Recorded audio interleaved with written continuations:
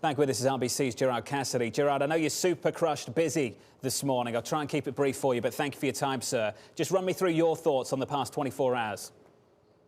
Certainly, John. I think what we saw in the last 24 hours is that the investment banking results across the board were stronger than expected, led by advisory.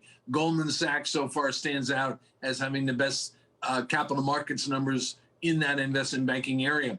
Trading, on the other hand, was mixed. Fixed income trading was down.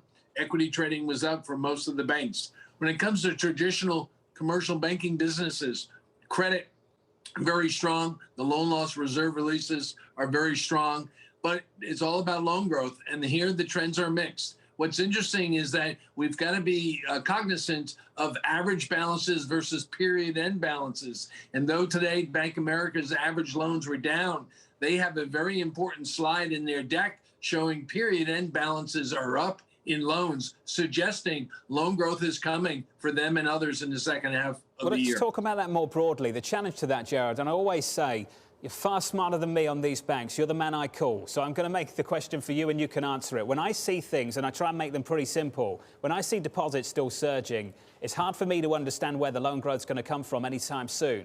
How can you make that argument this morning for us? No, it's a good question, John. And I would say it's twofold. First, on the consumer side, think about what's going to happen in the fall.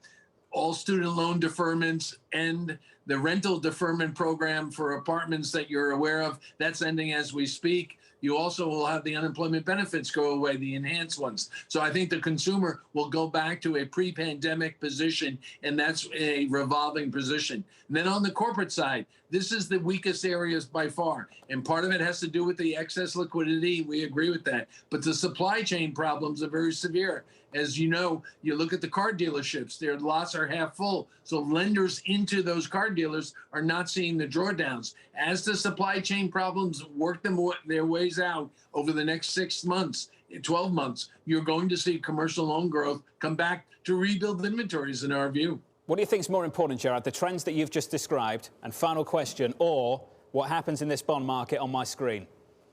Yeah, no, John, you get to the heart of the matter with that. The 10-year government bond yield is important, as is the rise in potentially short-term rates. So if we're sitting here, John, talking about third quarter results in October, and the 10-year is at 1.1%, the bank stocks are not going to be working. On the other hand, if the 10-year is at 1.6, 1.7, the stocks are going to be a place to be.